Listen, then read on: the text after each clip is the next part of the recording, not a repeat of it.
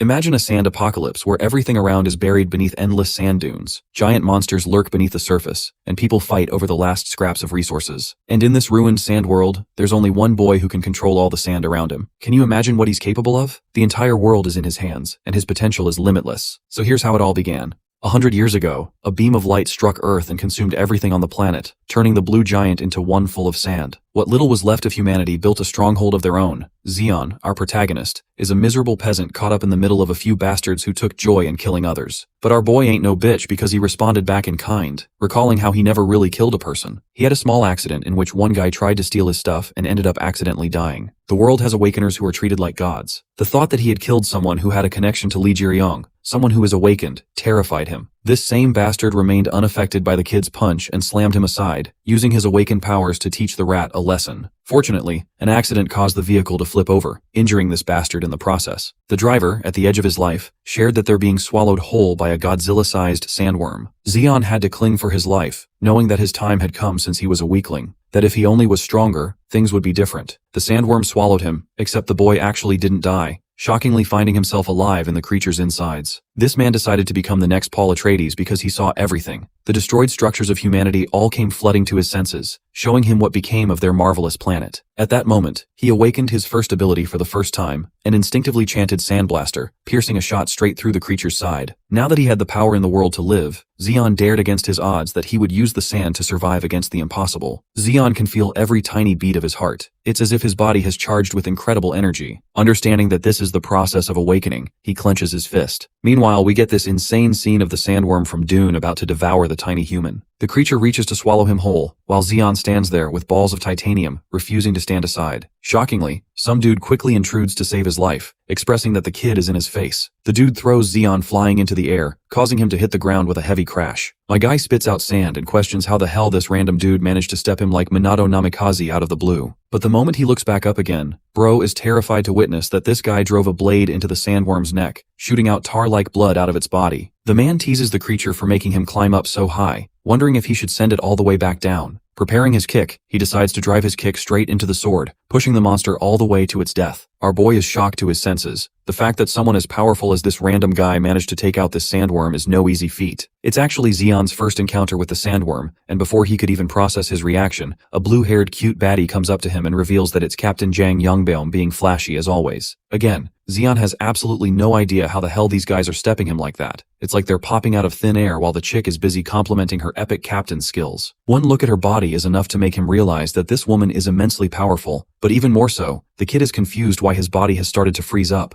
Yongbaum expresses that a sandworm isn't even a tough opponent for him. Then he addresses Giselle, before looking to his side. The captain turns back to find these two mingling around. Giselle is playful and obedient to her captain, but she's having a hell of a time dragging Xion around like a rag doll. In an instant, she overpowers my guy and pins him down. And I bet a lot of us would love to switch positions with this dude right now. Giselle playfully guesses the guy's rank and abilities, questioning what method she should use to find out. But just then, she notices something strange. The peculiarity is that Xion is actually not an awakener at all. Pinned like that, our boy can't even believe what she's saying right now. Giselle continues to wreck his arm while telling the captain how the kid doesn't have a rank insignia at all. Xion is confused, even reflecting that this chick might be blind because every awakener is meant to have an insignia. Watching the scene from the car, another teammate hollers at them to just hurry up already. Giselle asks for input from the captain, explaining how it's going to be weird if they just leave this fellow over here to die. I mean, our boy has complaints of his own because isn't this the same girl who nearly broke his arm just now? Yongbaum stares down at the kid meeting eye to eye, before instructing Giselle to throw the kid at the back since he seemed to be headed to the mine. And well, in the next scene, we have our broken little ride filled with a rowdy group. Yongbaum's team isn't exactly the most peaceful kind. They're causing a ton of commotion. Meanwhile, our boy is pushed to the back and tied up like he's some kind of luggage. He listens to their talks until sand drifts into the vehicle. In reality, it's actually Xion manipulating the flow of the sand itself, confirming that he has indeed awakened his powers. At the same time, he doesn't understand why no one can see his rank insignia, and taking one look at it, he finds the mark strange too. The color looks orange, but it actually matches the same color of the sand. The illuminated light of a mark always suggests the classification of the awakener. In other words, magic types typically have blue classification, combat manics have red orientation,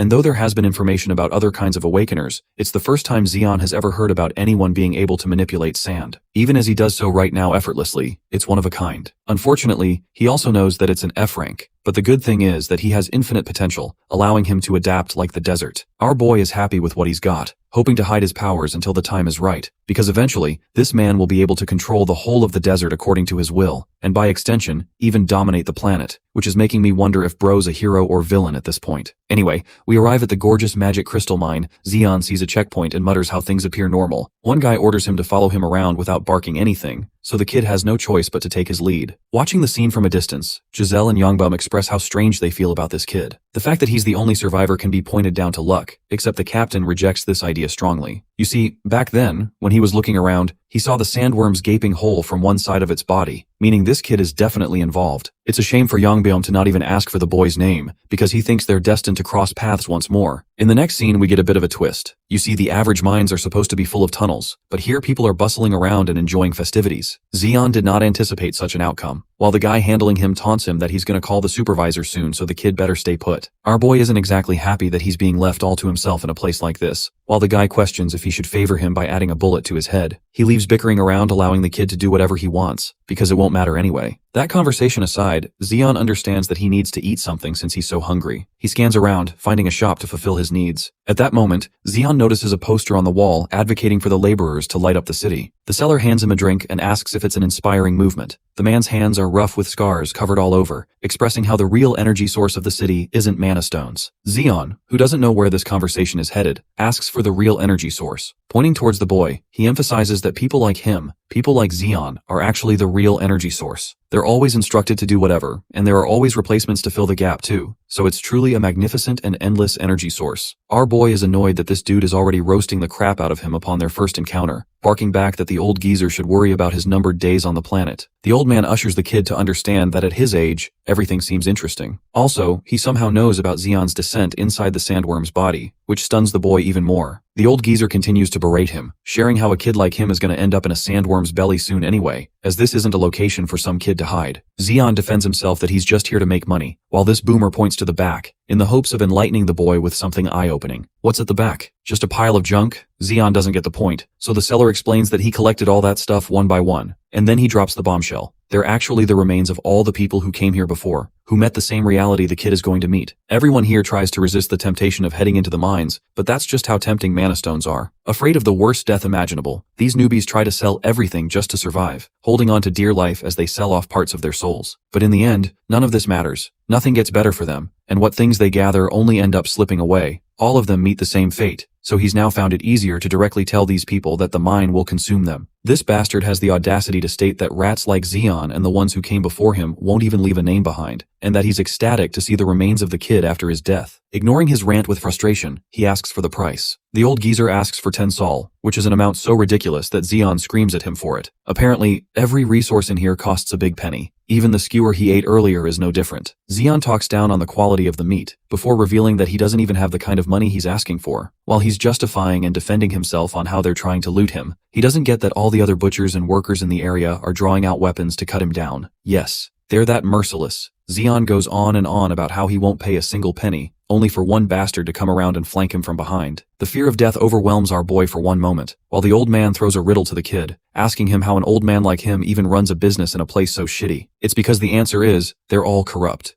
Zeon looks back to see that he is confronted by more than a dozen men, all lined up to cut his body to shreds. Acting like some kind of mafia boss, the old man amusingly asks what this kid is going to do next. Zeon roars that he doesn't have anything to offer, that it's pointless to ask for this kind of money for a drink. Maintaining the advantage in the negotiation, he happily suggests a solution, eyeing down Zeon's mana stone in his pocket, believing that it's a fitting repayment. Our boy is frightened how all the rumors about his actions have spread like an eagle, while the scumbag continues to urge him to toss the stone over, that he'll even pitch a fair price. Zeon slams a powerful refusal, expressing that he had to go hell and back just to get this stone. He wants to talk things out with the old geezer, but it's clear that his words don't mean anything, because right in the next moment, a muscle maniac grabs his head and slams it down the table, even suggesting that they bury the brat. Pissed off, Zeon activates a sandblaster, and boom goes this guy's arm flying in the air. That's what you get for messing with the wrong guy. The same arm lands in the hands of the other men who were ready to kill Zeon. Refusing to discuss anything with words, Zeon deploys spikes of sand, slaughtering every corrupt man in the zone. Well, that's what he thought was going to happen in his head at least, because that cool action sequence doesn't happen in the real thing. Instead, we get Zeon bleeding from his nose and spacing out, cursing his fate. In the end, Bro has to toss the stone over to the old geezer, giving him everything that he wanted from this deal. The old man is impressed with the damn size of this thing, suggesting that it's about 100 sol. Again, it's a ridiculous price because Zeon fires back that it's at least 300 from its size. The old geezer has all the leverage, so he talks down on the kid once more, berating him for not becoming sandworm shit instead of coming here. Another table slam later, Zeon is reaching his limit and intending to blast his powers out of here. But even now, he knows that he's not strong enough to do anything. Zeon requests for a suitable bonus in exchange for the stone. The old corrupt geezer is fine with doing that, but he does advise him to beware of pickpocketers who are quick to steal anything. As per their first deal, he plays it nice and suggests that the kid can pick anything from the pile of junk. Rummaging around, our boy doesn't really find anything useful, and while he's sulking, the old man is intrigued with his behavior. The fact that the kid refuses to lose a single coin, this kind of pettiness is uncommon in a zone like this. Zeon plays around with junk clown costumes, but then he discovers something interesting, something that even the boss highlights as an interesting article. Our boy settles on this tiny hourglass for his bonus, and while he's leaving, the boss teases him once more for being selective with trash. Before heading out, Zeon asks for the old man's name, who announces loudly that he's Klexi. Our boy burns that name fresh in his memory, hoping that their paths never cross again, implying a direct threat. Klexi doesn't face any fear and returns to his side. In the next scene, the kid is busy inspecting the hourglass equipment.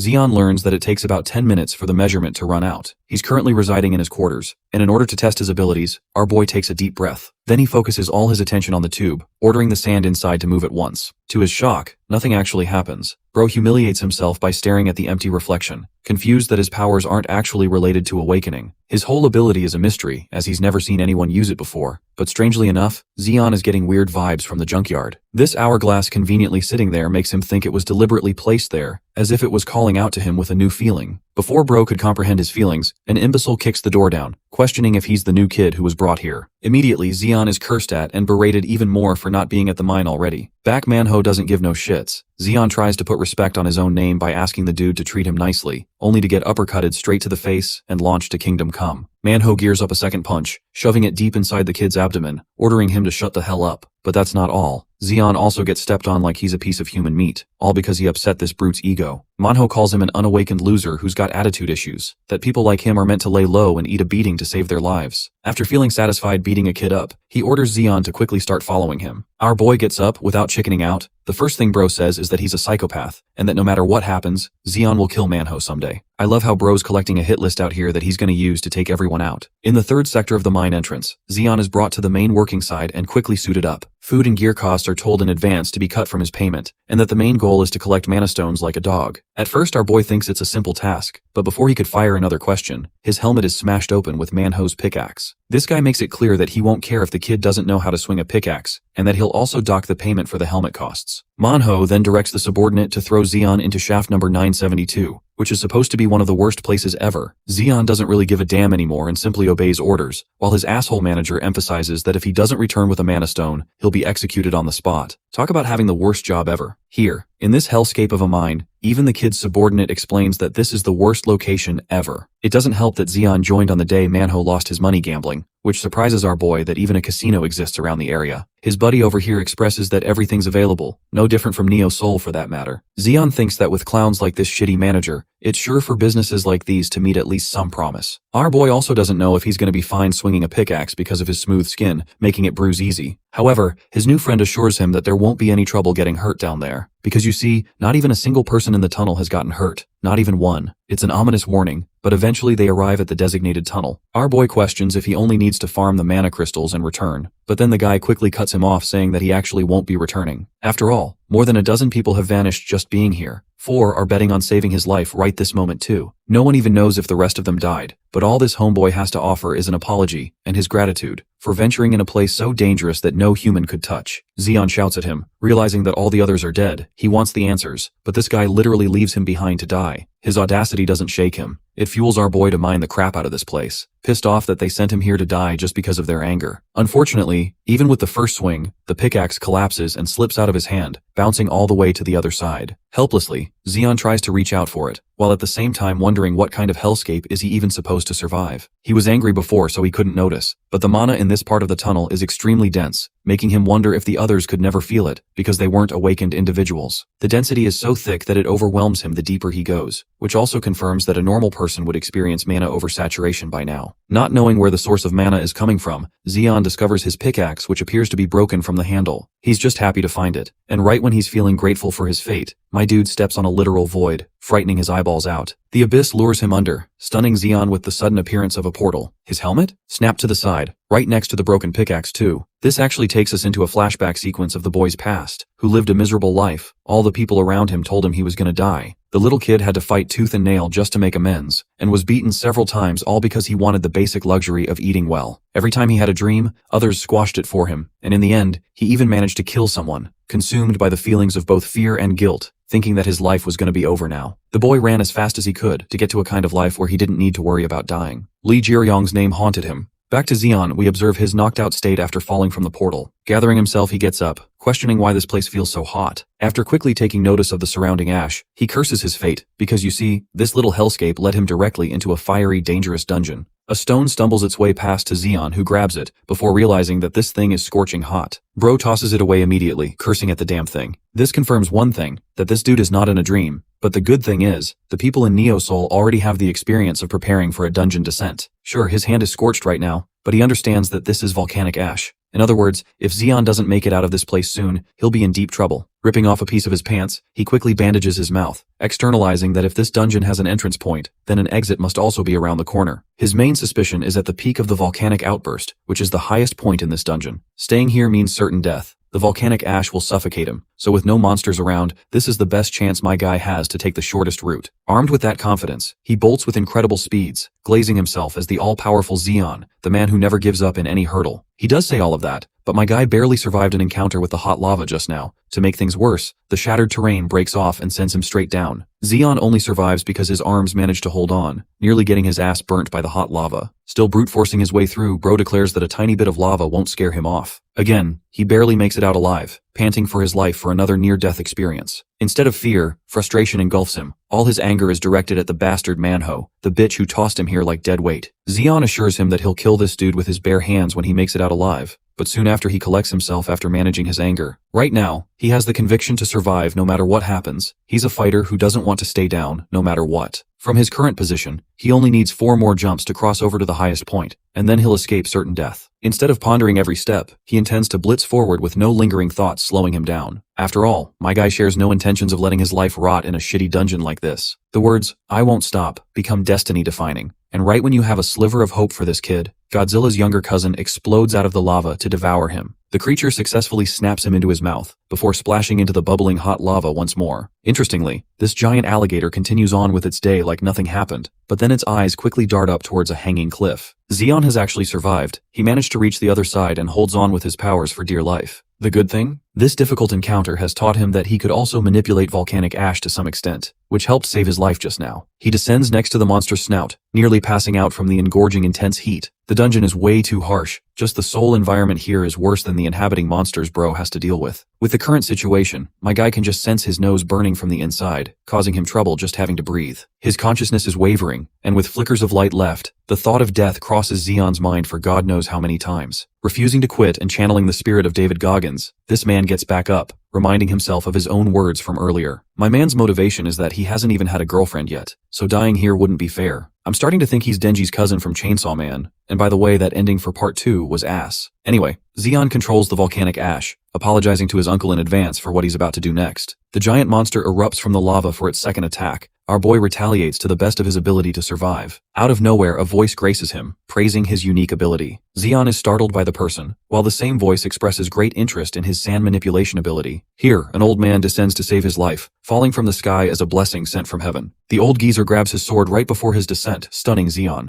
This man torpedoes down with immense speeds, to the point he crashes down with a heavy blow against the monster's flesh. That single attack sends shockwaves and alters the very course of the lava, spiraling debris in every direction and causing Zeon to nearly get annihilated from the impact. Our boy is shivering from the mere force of that impact, literally causing his eardrums to burst while knocking his senses out. Glancing ahead to find the old man as well as the state of the monster, Zeon discovers that the creature has been diced in half. This foreign feeling is completely different to him. The man standing before him isn't some ordinary strong awakener. This guy is categorically on a different league, like he's the Gojo of this universe. The guy casually takes another step. Each step smashes before him. Zeon is dead lost just watching his glory, while the awakener asks for the kid's name. Since the boy refuses to speak, he decides to create a dilemma for him. suggesting that if he doesn't count to 3, bad things will happen. The countdown starts, with the old man gearing up in preparation, and the moment it hits 1, he's already looming over the boy like a ghost from hell. In the end, he doesn't do anything to Zeon, questioning why the kid looks geeked out. In reality, our boy can barely hear this man's voice thanks to his eardrums getting rammed. The list of injuries he has are piled up, but the old man doesn't understand this part. The Awakener draws his sword, thinking that he should simply cut this boy down if he refuses to talk. The boy regains his hearing and panics, affirming that he doesn't know what's going on, begging for mercy. This is good news to the Awakener, who's happy to know the kid isn't a lost cause. He reiterates and asks for the boy's name, who exclaims that it's Zeon. This guy is so hilarious he judges our boy for having such a pathetic name,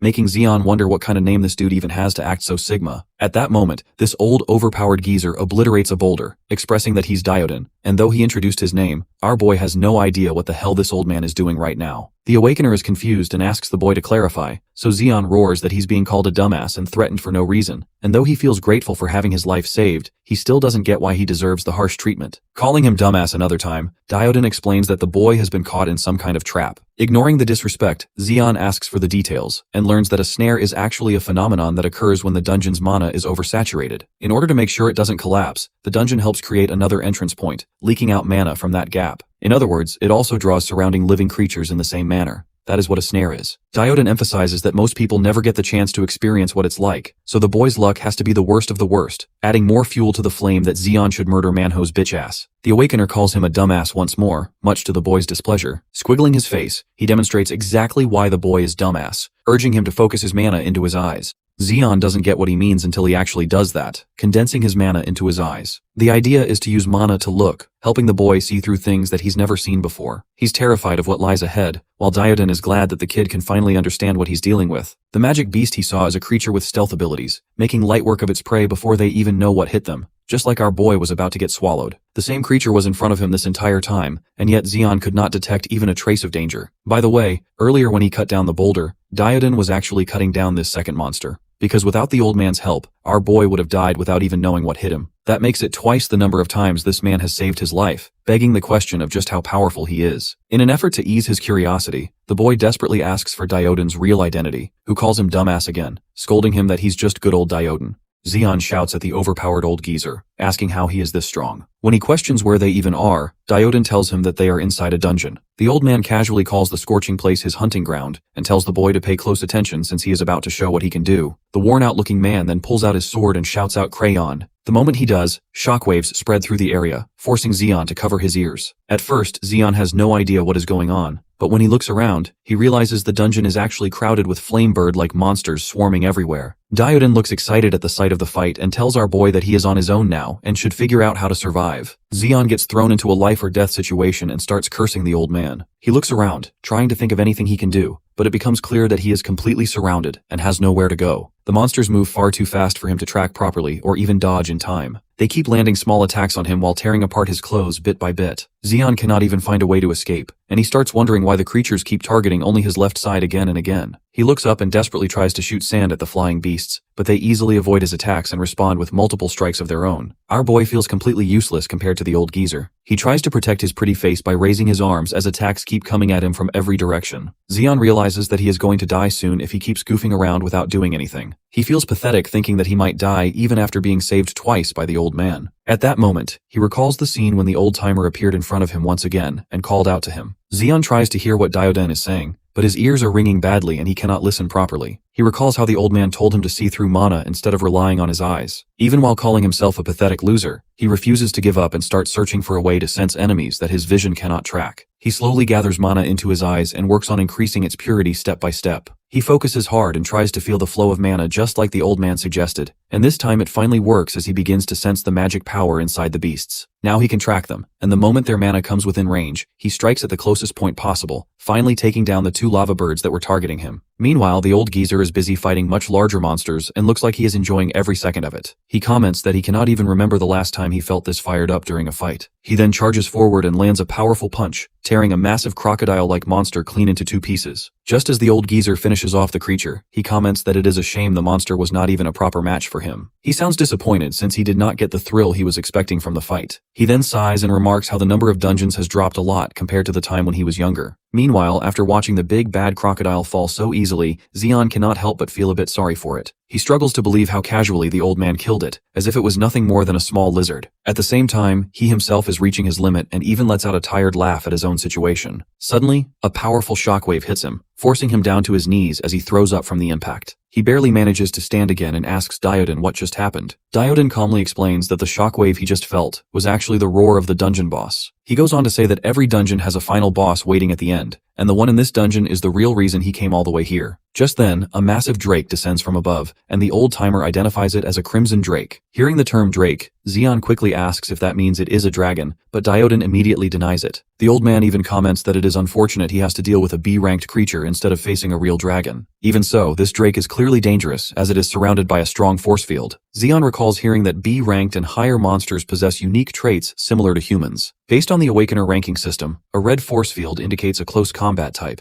but when he notices the aura around this drake is blue, he shouts out that it means the creature is a magic type. Before they can react further, the drake unleashes a black flame attack straight at them. Zeon is frozen in shock, unable to even close his mouth, and in fear he loses control completely. At the same time, the old geezer leaps straight toward the source of the attack and brings down his massive sword directly onto the drake's head. The drake quickly recovers and swings back at the old-timer with its claws. Diodon moves to counter the strike using crayon, but in an unexpected turn, the geezer ends up caught within the drake's grip. The creature immediately takes advantage of this opening and prepares to unleash a fire breath at close range. However, Diodon reacts in time and forcefully shuts the drake's mouth, trapping the flames inside it. He asks the monster if it can feel the pain, and then tells it not to worry because he is about to end it for good. Tightening his grip on his sword, Diodon pushes forward and engages the drake once again, declaring that this will be the last day it stays alive. Meanwhile, Zeon is running for his life. He finds himself stuck in the middle of this overwhelming fight where he cannot even stand still to defend himself properly. He quickly uses his ability and forms a sand wall behind him in an attempt to block the incoming shockwaves. He shouts at the two of them to take their fight somewhere else, while wondering how simple shockwaves can cause this much damage to him. On the other side, the old-timer is clearly enjoying himself. He shouts that this feels just like being at an amusement park. Just then, another shockwave rushes towards Zeon, and this time it comes too suddenly for him to react. He realizes he is done for and gets thrown far away by the impact. He lands in a brutal way and ends up being flung toward the magma, leaving the poor boy frozen as he realizes he is about to die as a pathetic loser who couldn't even find himself a girl. The story then shifts to the old fart, who clearly does not care at all about what happens to our boy. Instead, he keeps bullying the drake, and calls it a disgrace to all boss monsters for fighting so pathetically. Pushed over the edge by the non-stop insults, the drake charges up another breath attack. Seeing that, Diodon smiles, because he did not expect the weakling to have something this fun hidden up its sleeve. The concentrated magic breath tears through the air, obliterating almost everything in its path, and growing larger the farther it travels. After a while, the crimson drake finally stops, convinced the madman must have been turned into dust by now. But the moment it hears his voice asking if it is looking for someone, the poor creature realizes it is completely screwed. It lets out a pained roar and turns around, just to see him casually squatting on its body. His sword is buried a full meter deep inside it, and he calmly reveals that he has been searching for one of its kind for a long time. After all, he needs a crimson drake heart for his crayon to grow. It is unfortunate, but the beast has no choice but to die for that purpose. With that, he drives the sword even deeper, letting magic seep into its body. The massive creature thrashes violently in pain as the blade pierces straight through it. After absorbing the drake's heart, Crayon begins to glow with a strong crimson aura. He looks at his sword with satisfaction, pleased that it has broken its limits once again. Right then, his weird little bonding moment with the sword gets interrupted by our boy, who asks why the hell he is talking to his weapon like a lunatic. The guy might be insane, but he is also insanely strong, considering he just soloed a crimson drake. Meanwhile, Diodon is surprised that the little twerp is still alive. Our boy let him know that he was screwed, and he crawled back from the brink of death. When the ground collapsed beneath him and he was thrown down, he did not just sit there waiting to die. Instead, he used his sand manipulation to create a cushion that softened the fall. That saved him from turning into human ketchup. Even he cannot believe how good he has gotten at cheating death every time things go south. He adds that constantly getting smacked around by the shockwaves of a certain madman has sharpened his reflexes a lot. Diodon is mildly impressed by that, but right now, there is something far more important to deal with. The old man suddenly grabs him by the shirt like he is handling a clueless toddler, telling him the dungeon is collapsing now that the boss is dead. They need to get out immediately, but our boy is confused about what that has to do with him getting picked up like groceries. The old fart bursts out laughing like he just heard the greatest joke of his life, not because it was actually funny, but because of what comes next. Without warning, he yeets our boy into a tiny black crack that opens in front of them, and casually yells, "See ya." Mid-flight, our boy fires off every curse he knows and calls him worse than that bastard Park Manhwa. A second later, he gets spat out on the other side as the black hole cracks open and ragdolls him across the sand a few times. Spitting sand out of his mouth and completely disoriented, he wonders where the hell he ended up now. Dioden calmly explains that they are on the surface. When a dungeon boss is defeated, cracks to the outside open up as exits. Hearing that, he immediately starts complaining that they could have just walked out instead of getting tossed like trash. The old man finally loses his patience and makes one thing clear. He admits that the kid's sand powers are actually quite useful, but in his current state, he is more useless than a blunt knife. Because of that, he gives him two choices. He can head south to New Soul City and keep living like the same dirt-tier nobody he has always been. Or he can choose the fun path. Under his guidance, he will go from a clueless moron to a stronger and faster moron. Zeon is thrown off by that, and asks what exactly he means by following him, and more importantly, how long that would even take. The old warrior bluntly tells him he has no idea. It could take months, years, or even decades. Even he can't predict the future. Faced with a choice that could completely change his life, Zeon stands there unsure what to do. The old man sums it up in the most brutal way possible. He can go back to his same boring life, or he can pick a path where he basically speedruns life with a 99% chance of dying. The boy starts laughing like a maniac and questions if the old-timer has completely lost his mind. Zeon then goes on to fake out how he has got a luxurious palace to return to, along with a comfortable bed,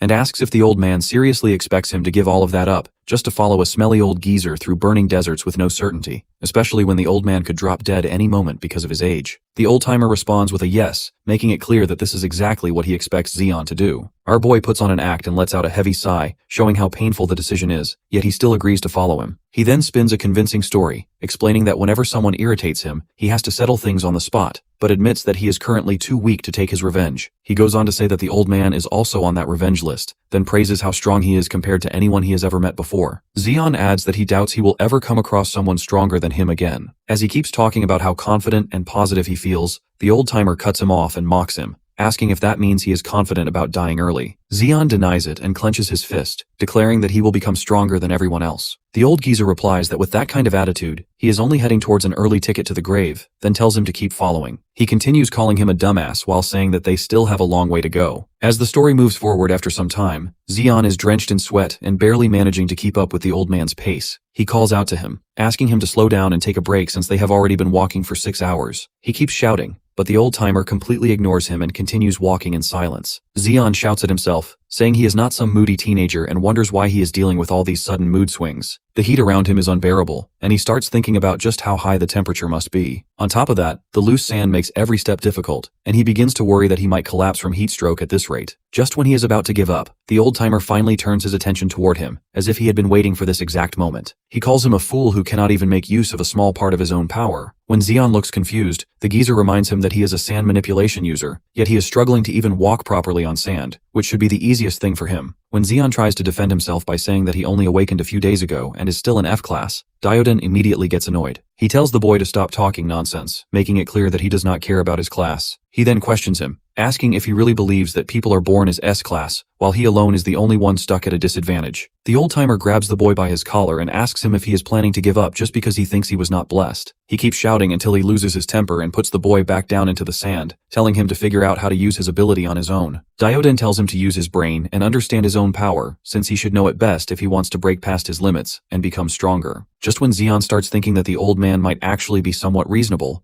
Dioden suddenly starts shouting again and threatens that he will be dead if he cannot figure it out. Zeon starts over again and focuses on his ability. What he knows is that the range of sand he can control is only about 5 meters. He then analyzes the situation and realizes the sand is only ankle deep, and if he can somehow make it as solid as a floor, he might be able to save more energy while moving. Our boy tries to condense the sand and make it solid, and he finally succeeds. Walking in the scorching desert suddenly feels like a breeze for him. However, he soon realizes just how much mana is being drained from him, and he understands that he may not be able to keep this up for long. Zeon then shifts to plan B and tries concentrating mana into his legs instead. This also works surprisingly well. Seeing him full of energy and trying again and again, the old-timer secretly smiles, remembering his own days when he was also an energetic youngster. Even though Zeon keeps saying that he is just an F-class, Dioden remains confident that his control over mana and his potential should be at least level E or D. The old man sees clear potential in the boy. Just then, Zeon discovers something new and starts making a fuss about it. He runs up to the old-timer while shouting that he is simply controlling the sand touching his feet and that walking has become much easier now. As he starts getting cocky and even shows the old man his middle finger while challenging him to do the same, the old-timer punches him on the head. He tells the boy to stop wasting time on useless things unless he wants to drop dead. Zeon falls down immediately and loses consciousness. By the time he wakes up, he finds his dirty face pressed against the sandy floor in the dark. Munching on some beef jerky, the geezer says he is glad the kid finally woke up. It was a real pain carrying him all the way here. As our boy tries to sit up and complains that his whole body is wrecked with injuries, the old fart tosses him a wad of jerky. Then, he tells the kid to carefully listen to a story from his younger days. According to him, those were the good times, back when being weak would not get you killed. In fact, protecting the weak was considered the noble duty of those with power. But that world is long gone now, and he clearly misses it. Storytime ends quickly, and the guru geezer tells him to get up already if he isn't a fan of dying. Our protagonist quietly listens to his teacher instead of talking back. To his surprise, the old man throws him another piece of jerky. The story from long ago makes him realize that the geezer actually has a lot of wisdom. Dioden looks like a dried-up relic, but he carries decades, or maybe even centuries of experience. While watching him eat, he notices something interesting. Even with those ancient worn-out teeth, the old man has no trouble with the jerky. Just by observing, he figures out the trick. Instead of chewing it straight, you soften it with saliva first before biting into it. It is the right way to eat jerky in an arid, dry desert like this. It feels like the old man is not just feeding him, but slowly teaching him how to survive on his own, like showing a man how to fish instead of handing him food. After that, the two head out again under the cover of the night sky. Along the way, he keeps nagging his teacher for another piece of jerky, but the old fart tells him to zip it. Sometime later, the cold starts hitting him hard. He begins sneezing nonstop, his whole body shaking like a vibrating machine in the freezing desert night. Meanwhile, the old man stretches out like he is relaxing on some beach in Hawaii, completely unfazed. At the same time, he still cannot wrap his head around why this lunatic talks to his sword all the time. Then thirst kicks in, and he asks for some water. But Dioden ignores him completely and drinks every last drop for himself. Watching that seriously pisses him off, especially since the greedy guru does not even bother sharing. Even then, he realizes he does not have enough clothing on him. Unlike the old man, he cannot wring out dew from loose fabric to drink. Still, he crouches down and starts licking the tiny drops of dew off his own body. Like a desperate stray puppy, he will do anything to reach his master's level. Seeing that, the old man calls him a dotard, but he argues he is not a dotard, he is a proud moron. Ignoring his nonsense, the old man tells him to shut up and focus on sensing his surroundings. Clueless as usual, he quiets down and tries to listen. After a while, he begins to pick up faint vibrations all around him. Slowly, he realizes they are coming from multiple directions. Before he can even blink, he sees hundreds of glowing eyes surrounding them. They are vicious beasts, ready to tear apart anything they can get their jaws on. Horned hyenas are usually active at night, but unluckily they got caught out at dawn. As the beast bare their fangs and prepare to rip him to pieces, the old man asks if he's got this, or if he needs daddy's help. It seems the crazy rubbed off on him too, because he laughs and replies he does not need any help from a dusty old man. Manipulating the sand around him, he prepares for a fight to the death with the stray animals. First, he forms a sand bullet and fires it straight through one of the hyenas. Then, he raises massive spikes of hardened sand, creating a deadly zone that kills anything entering his range. But as the fight drags on, exhaustion starts catching up to him. He yells in frustration, feeling like he is stuck in some endless zombies mode in COD. Pain burns through his chest, and he nearly collapses, realizing he might die from mana exhaustion before the beasts even finish him off. That makes one thing clear: raw power alone is not enough. He needs a smarter way to fight. Summoning another sand bullet in his hand, he starts thinking deeply about how to use his energy more efficiently. But his thinking gets cut short when a hyena lunges in and sinks its teeth deep into his arm. Somehow he manages to shake it off, but the damage is brutal. His arm is torn up with holes like a SpongeBob. Even then, that injury sparks a eureka moment. Those holes teach him the most efficient way to use his sand manipulation. He stands still, quietly planning his next move while the pack charges at him, hungry and ready to tear him apart. Right before they reach him, he unleashes his brand new technique. Hundreds of insanely thin but sharp sand spikes erupt from the ground at once. They pierce through every single beast and turn the entire pack into skewered hyena kebabs. The villain bursts into laughter just like his master. Watching his enemies drop from a single clean strike feels far more satisfying than blowing their heads apart. Wasting mana in a fight is the fastest way to speedrun death. Meanwhile, his precise spike traps that punch clean holes through targets are peak efficiency. Compared to him, the old geezer fights way slower, taking enemies head-on one by one. The hyenas latch onto his arms and bite in, yet the lunatic just laughs like they are tickling him. After having his fun, a violent glint flashes in his eyes as he finally gets serious. The moment Zeon sees that insane expression, he immediately understands what is coming. He braces himself, already dreading dealing with this madness again. With a nasty grin, the old man commands Crayon to annihilate his enemies. In an instant, explosive power erupts and sends shockwaves that blast away sand and beasts alike. Our boy barely manages to shield himself with a wall of sand, while the hyenas are launched like cannonballs into the distance. When everything finally settles, he just stands there in disbelief. The epicenter of the blast and the trail of destruction stretching ahead leave him completely speechless. That makes him question if Dioden is even human, because no normal person could pull that off without using some kind of skill. At the same time, he realizes that getting arrogant around a monster like this is a fast way to die. Meanwhile, Dioden starts coughing hard, choking on the dust he kicked up himself. Taking advantage of that moment, the alpha of the horned hyenas lunges in and pierces him with its lightning-charged horn. Caught off guard, the old man looks down in mild confusion, wondering why the beast has some kind of magic field around it. He clearly underestimated it, since this one is at least B rank. Seeing him in a life-threatening situation, Zeon panics and shouts for him to watch out. Turns out the worry was completely pointless. Dioden casually grabs the hyena's horn like it belongs to him, barely reacting to the crackling lightning surging through it. Our protagonist hits an error 404 screen, unable to process what kind of quantum physics he is witnessing. Even the alpha gets weirded out and backs away when she sees the old freak enjoying her lightning like it is soothing his sore muscles. After his massage, he lets the poor sucker know it's the end of the line. He jumps onto the alpha and drives his sword deep into her body, spraying blood all across the battlefield. Watching that, Zeon realizes he was an idiot for ever worrying about this man. After the fight, the two begin harvesting useful materials from the horned hyenas. Wearing the alpha's hide, our boy asks Dioden when they are finally leaving. He is surprised to see the old man even taking the horns, explaining they are valuable materials for crafting lightning-based weapons. Out of nowhere, the old man tosses him a dagger, handing him a weapon to hunt with. He makes it clear that from now on, the kid has to find his own food. No more freebies. Since horned hyena meat is mostly poisonous, one wrong bite would kill him. Only the muscle from the flank is safe to eat. As Dioden casually cuts out meat himself, he notices the kid just staring and snaps at him to stop gawking. If he wants to survive, he better get moving and secure his own food before sunrise. With that, our boy starts harvesting meat on his own until the sun finally rises. He already looks more experienced compared to before. Even though he still lacks a proper water source, he has plenty of meat stored in his satchel. On top of that, his sandwalking skill makes it a breeze to move during the day. Getting a bit cocky, he taunts the old man, asking if he is struggling to walk and feeling jealous of his neat little ability. This time he actually dodges the man's punch and sticks his tongue out like an annoying brat. But the second strike delivered with crayon knocks some sense into his skull. While he spits out sand, Dioden bluntly tells him that his back hurts like hell, and a cheap walking trick does not make him special. Zeon sulks that he was just messing around. He was already thirsty, and now his mouth is filled with dry sand. Then he notices something is off. His mouth is not actually that dry anymore. The air feels a little moist. For a second, he wonders if he is hallucinating, but the look on Dioden's face confirms it is real. On the other side of the sand dune in front of them lies something every desert traveler dreams of finding: a desert oasis. Walking up the dune, Zeon starts shouting in excitement as he finally gets to see a lake in real life. He ignores all precautions and slides down the sand, desperate for that refreshing, hydrating water. The old geezer clicks his tongue in disappointment, but does not stop him. Our hero runs straight to the edge and dunks his head into the water, letting his dry skin take in the much-needed moisture. He closes his eyes and lets his thoughts drift away. Ever since arriving here, he's been stuck in the burning heat of the desert, and this is the first time he allows his body to cool down. He suddenly snaps out of his thoughts as he notices a bright light deep inside in the depths of the lake. Zeon begins to feel drowsy as he keeps staring at it, slowly running out of air. All of a sudden, Dioden calls out his name and rushes down the slope at full speed. However, our hero stays frozen, unaware that a massive sea monster is slowly approaching him. At the last moment, the old man manages to pull him out just before he gets turned into fish feed. Throwing Zeon onto the ground, Dioden jumps up in the air and faces the fish monster head on. With one clean strike of his sword, he takes down the huge creature instantly. Meanwhile, our boy watches everything happen but gets distracted by the rainbow forming over the oasis. The old geezer drags the giant fish out of the water and explains that it is a sand angler. The fish uses the light on its head to hypnotize prey before devouring them. His expression suddenly turns serious, and he slams the absolute disobedience out of our boy. The old man then starts scolding him for forgetting everything he was taught and becoming too careless. Dioden continues, saying that reckless fools like him are always the first to die in the harsh, unforgiving environment of the desert. Zeon can only say yes in response, and the old man lets out a sigh. Seeing that his student is listening for once, he drops the topic and instead tells him to start skinning the monster. The sand angler is a C-rank magic beast, and its belly skin is the perfect material for making a robe. Our boy gets confused and asks if the old geezer really needs a robe, which nearly makes him lose it. Having reached his limit for stupidity for the day, he starts roasting the boy and calls him dumber than a brainless starfish. Our hero comically starts bleeding out of his ears again and quickly apologizes with a nervous smile. The old man continues, saying that even though the fish has mutated a lot, it still resembles the species that once lived on Earth. He tells Zeon to look at it carefully since this is his first time seeing a real fish. Our boy comes to the conclusion that fish are really horrifying, and then gets to skinning. Seeing how badly he is handling it, Dioden tells him to stop treating the fish like he is giving it a massage to his grandma. Our hero tells him to mind his own business, but then focuses back on the task. He realizes that the skin is too tough to cut with a normal knife. Zeon then channels mana into his blade, sharpening it so it can cut through the skin easily. He uses the knife to scrape off the scales and turns them into small needles. For the thread, he decides to use the tendons that connect the meat to the bones. Even with all his Oscar-worthy ideas, the final result turns into a complete mess of a robe. Lounging against the dead fish, the old man roasts him for wasting such a good catch on something so useless. But our boy does not stop there and decides to try again since he has plenty of materials left. A few hours later, he finally succeeds and holds up a finished robe that actually looks decent. Zeon gets a little carried away and says he could probably sell these for profit and even open his own tailor shop. The old man calls his name, which makes him react quickly as he shouts that he is not handing over the robe. However, Dioden instead tells him to stop messing around while holding up a large sack-like organ that is still dripping blood. He tells our boy to start eating this gallbladder since it is a very rare and powerful medicine. Zeon tries to argue, but the old man confirms his fear that he will be killed if he refuses. He then drops the heavy organ into our boy's hands while complaining that his arms are tired. Looking at the disgusting mass in front of him, our hero hesitates for a moment, but then starts eating like a starving man. Even though it tastes more bitter than orange juice after toothpaste, he keeps gobbling it down, not wanting to get beaten to death. Strangely, after a few bites, he feels like his hunger is still not satisfied and continues eating more and more. Just as he finishes it, the old man warns him that now it is time for him to burn. That catches Zeon off guard as he wonders what the old geezer is talking about. Right after that, he feels his throat tighten as he starts choking. On the inside, it feels like a Chernobyl reactor is going off. His whole body goes out of control as the intense heat spreads everywhere. He begins screaming in unbearable pain while the old man tells him to stop acting like a child. He then starts monologuing, saying that everything in life is like this oasis, that everything will disappear as if it never existed. He explains that the sand anglers are reborn, keeping the cycle balanced. Before he can continue, our boy cuts him off and tells him to stop with the soppy emotional stories and help him. Even while watching the kid writhe on the ground like an earthworm after it touches salt, he does nothing and simply goes to sleep. The next day, Zeon finally opens his eyes and sees the old man staring down at him with an evil smile. That nearly scares the soul of his body, and he shouts at the old man for nearly giving him a heart attack. They exchange a few more nice words before the old man asks how he feels now. Our boy then realizes that something in his body has changed. He feels much lighter, his muscles feel stronger, and the mana inside him feels close to overflowing. Testing his new and improved powers, he asks what happened since it feels like he has taken some super soldier serum. The old man explains that it is because of the fish's gallbladder. He says that the organ works like a cheat item for surviving the desert, making a person much stronger. It is something very valuable, which makes our boy feel uneasy that he was allowed to use it. Dioden brushes it off, saying he only did it because the kid was too weak and he did not want to slow down because of him. Zeon argues that he is useful at times, but the old man tells him to be quiet and start eating since they are not leaving until the fish is fully consumed. 4 days later, they finally manage to reduce the sand angler down to nothing but clean bones. The old man then says it is time to move again. Zeon smiles and puts on his new cloak as they continue their journey. A few days later, strong dusty winds blows toward them, marking the start of a sandstorm. Thanks to his new strength, our boy is not affected much and is surprised that the old man has enough stamina to keep going without slowing down. Dioden has not spoken for days, which makes Zeon wonder if the old man is going through some kind of male menopause. They have been walking for 2 weeks now, which makes him question whether the old man even knows where they are going. Just then, a giant ant monster appears behind Zeon, but he quickly responds with a sand beam attack. He wonders how much farther they have to go, but then notices that the ant monster is still alive. That gets his attention as he admits the creature is tougher than expected. He had hoped to pass through without trouble, but things do not go his way. Using his sand abilities, he senses more ants approaching and decides to face them directly. Driving his hand into the sand, he forces the ants to rise up to the surface as they begin to surround him. Slightly bored out of his mind from wiping out swathes of ants, Zeon continued blasting them with sand. His technique had noticeably improved in a short amount of time. Come to think of it, days with sandstorms were actually pretty great for his power. There was a practically infinite supply of ammunition everywhere he looked. The geezer's pace was unforgiving, though. He never slowed down while leaving the dumbass to take care of the trailing nuisance. Zeon complained about the lack of a single shred of loyalty. No wonder the geezer was still alone in his old age. While he was worrying whether Dioden could hear his trash talk, Zeon picked up something troublesome within his 10-meter radius detection range. He was always on alert, never dropping his guard. It allowed him to react instantly whenever a magic beast appeared. But this time was different. What he sensed at this moment sent a tingle down his spine. What he detected wasn't just a beast. It was terror incarnate. What followed was a stampede of countless ants spewing out of the ground. The army of pests came out of nowhere. He turned to the old man for some help, acknowledging that he was out of his depth. But Dioden just looked at him and sat his old ass down to watch. If he had popcorn, he would have been snacking. Zeon knew that no help was coming. Besides, he can't keep crying to the geezer when things get tough forever. There was no way that old fart didn't sense what was coming. This was a quest, a test of sorts. Whether there are 1,000 or 10,000 of these critters, bugs are just bugs. So, he formed a sphere of rolling sand and trapped the entire army. It was a struggle to keep it together, made even harder when another batch cropped up to interrupt his flow. Zeon's confidence crumbled as he was dragged away like a bag of trash. He resorted to challenging the ants to fight him one-on-one like a man instead of ganging up. his provocation was useless. They continued to swarm him like he was the sweetest treat in the desert. Fortunately, he found an opening to harden some sand beneath his feet, using it as a platform for flight. Even with increased verticality, the ants found a way to reach him by forming a damn anthill. He desperately flew up to higher ground for a better view of the situation. Xian thought he would be safe up there, but he was sorely mistaken. Who would have thought that giant ants could form an even more gigantic anthill by linking themselves together? He nearly shat himself when his sand flyer was stopped in its tracks. The screeching the bugs produced was haunting as they held on to Xian's foot like their lives depended on it. He was helplessly tugged along by his ankle and slammed into the sand without mercy. It took Xian a minute to get back up, huffing and puffing for air as he puked blood. When he looked up, the old man was still watching with a disinterested look. That indifference gave him enough gas to keep going. He wanted to prove that he could survive this ordeal. For the first time since the fight started, Dioden showed some positive reaction. He liked the kid's spirit even though he's still a dumbass. In a world turned to shit with nothing but sand, Xian's ability is nothing short of a blessing. After all, he could have used and honed that power to live a life of luxury. But that would have been the end of it. A shallow existence. Those narrow-minded idiots are obsessed with illusions. They don't even know why the world became like this in the first place. An awakened is meant to master, utilize, and evolve their own skills to the absolute limit. This power is not meant for some factory-made cookie-cutter soldier. Dioden might be one of the very few who still remember. Most have forgotten about the tragedy that shook the very foundations of the world 100 years ago. Back then, Dioden was useless beyond help.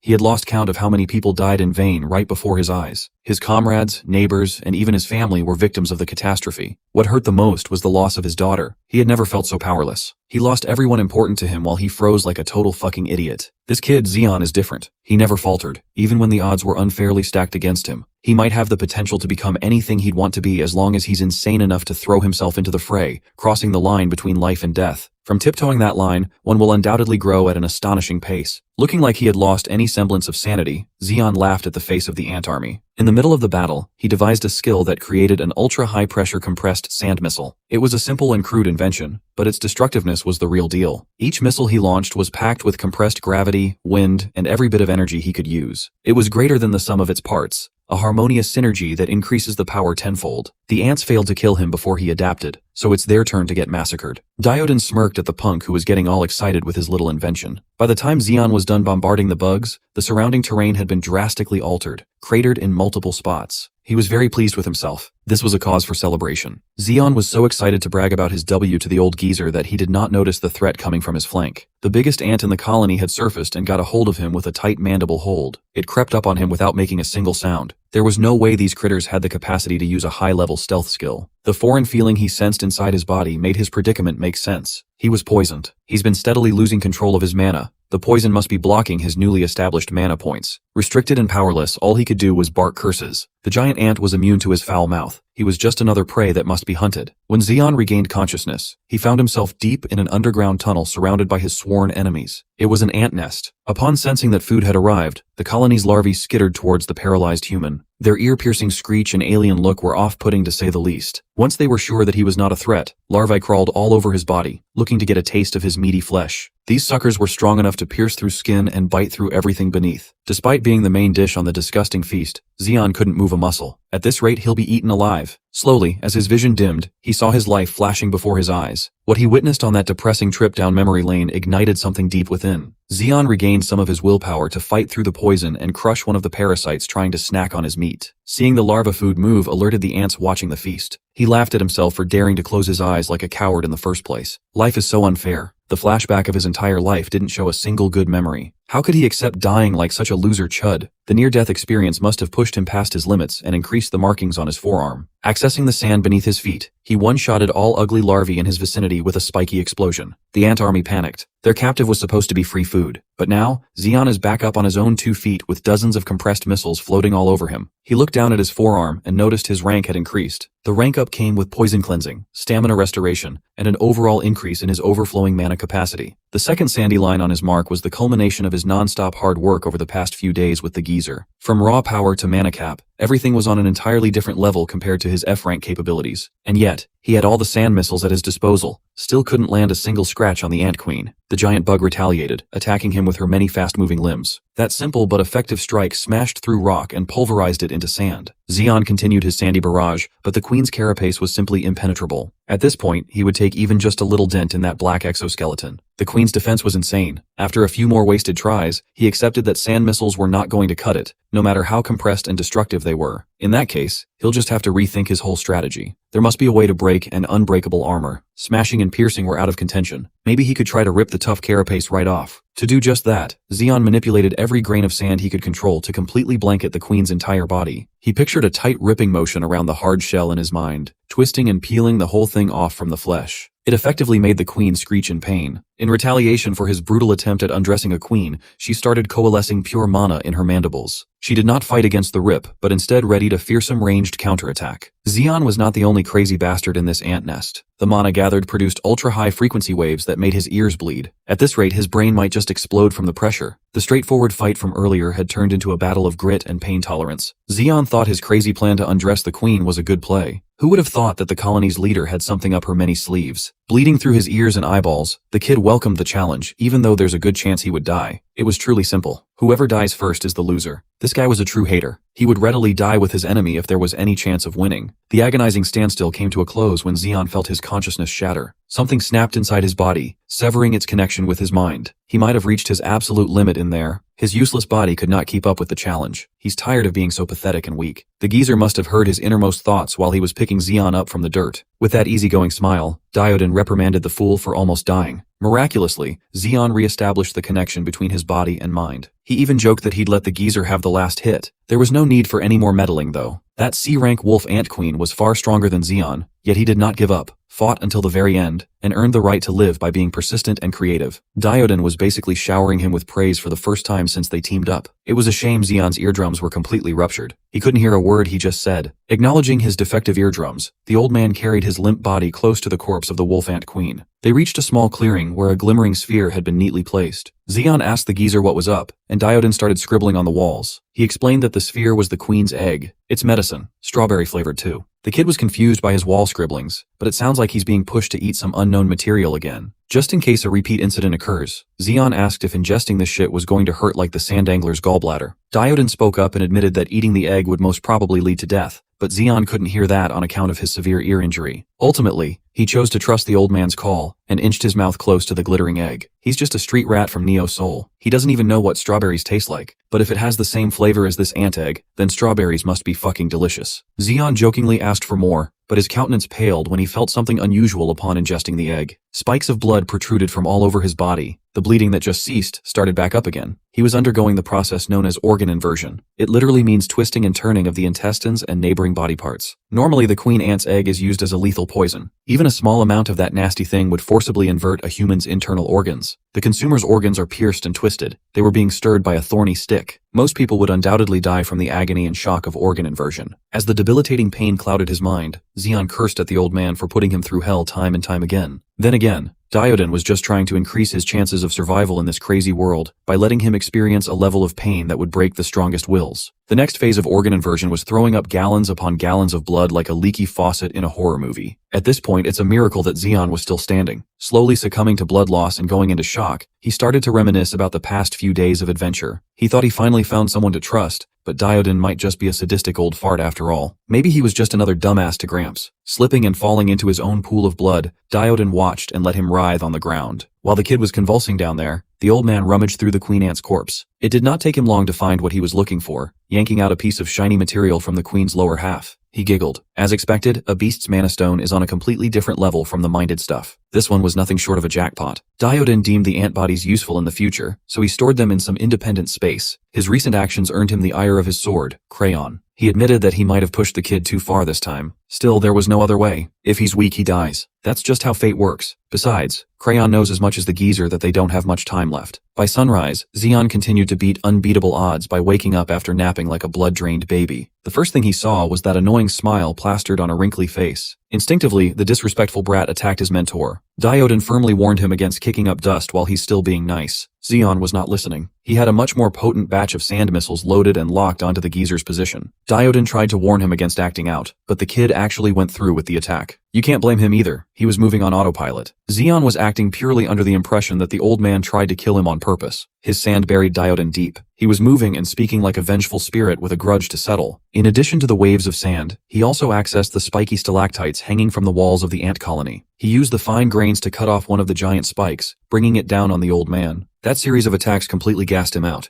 The combo was impressive, but so was the mana and stamina cost. While he was going on and on about an attempt on his life, the old man simply sighed and seriously questioned his intelligence. Sure, the queen's egg might have some toxins that could have rotted his brain, but still, that's not an excuse to at least use what's left in that thick skull of his. Zeon was astounded that the geezer just stood in his position and took his full combo without as much as a single scratch. If Dioden really wanted to kill him, he'd be dead by a single flick to the forehead. Why would someone as powerful as the old man go through the trouble of poisoning a wormy bastard? The clarification was a little insulting, but Zeon had to admit that it made a ton of sense. The geezer elaborated that the queen's egg is a lethal poison that twists and stabs at the consumer's organs. Survive that, and it would also flush out every toxin and impurity from every corner of your body. Depending on how it was used, it could be a deadly poison or a heavenly medicine. After all the internal filth was expelled from Zeon's body, mana will quickly fill up the empty spaces where impurities used to reside. He must have felt the change when he attempted to kill Dioden for real. By the old man's estimate, the kid's mana must have increased by at least 3 or 4-fold. After getting the proper explanation, Zeon profusely apologized, jumped into the geezer's arms, and excused his actions as those of someone who wasn't in the right state of mind. Dioden did not make a big deal of the fuss. He was just grossed out by being hugged by a snotty dude. Thankfully, that egg also healed his injuries. His eardrums are intact again, and he could hear insults once more. Zeon refused to let go despite the geezer's protests. Internally, Dioden was conversing with his blade about the risk they took in letting the kid eat the egg. In truth, Zeon was only partly faking his tearful apology to avoid angering his eccentric mentor any further. Still, the geezer thinks that the risk was worth it. If the kid doesn't get strong fast enough, he'll be nothing but dead weight. Sometimes reckless gambles pay off, like today. Dioden picked up Zeon like he weighed nothing. It's time to get out of this gloomy ant colony. He was a bit confused as to why the old man grabbed him again when he was now perfectly capable of walking on his own. Well, since they have wasted enough time underground, there's only one quick way to resurface. When the old man pointed at the spiky ceiling of the colony, Zeon knew that he was getting hurt whether he approved or not. A few moments later, the peaceful surface of the sandy desert was interrupted by the sudden emergence from below. Dioden was fun, taking charge and going fast. Zeon was not a big fan of his reckless pace, though. Why can't they just travel like normal people for once? The geezer would have been open to the idea of leisurely traversing the barren land if the dumbass had not slept for 4 straight days. Dioden felt bad for whoever would marry this pathetic kid in the future. The joking and teasing paused when the geezer saw something from a distance. Zeon alleged that nothing could surprise him anymore, but quickly shut his trap as soon as he followed the old man's line of sight. Up ahead was a giant land tortoise the size of a small island. The beast was nearly 30 kilometers away from their position, but its sheer size made it very visible. Dioden explained that the tortoise was known as the Mobile Fortress, Archelon, a bunch of pain in the ass that never gave him a moment's peace. The tortoise itself is classified as a B-rank magic beast, but its defenses far surpassed many A-rank monsters. After taming the beast, they modified the shell and used it as transport, a mobile fortress. Dioden implored the dumbass to take a good look at the Archelon. Seeing such a thing for the first time would undoubtedly make anyone ponder how vast the world truly is. There are true monsters capable of taming and riding a beast like that out there in the wild. When the mobile fortress passed them by, both the old man and the dumbass were just the size of dirt stuck between the Archelon's toes. When the tortoise stopped moving forward, someone jumped from the shell to the ground. Based on how familiar whoever this jumper was to the geezer, it sounded like they knew each other. It had been a long time since these two old bags of bones got together.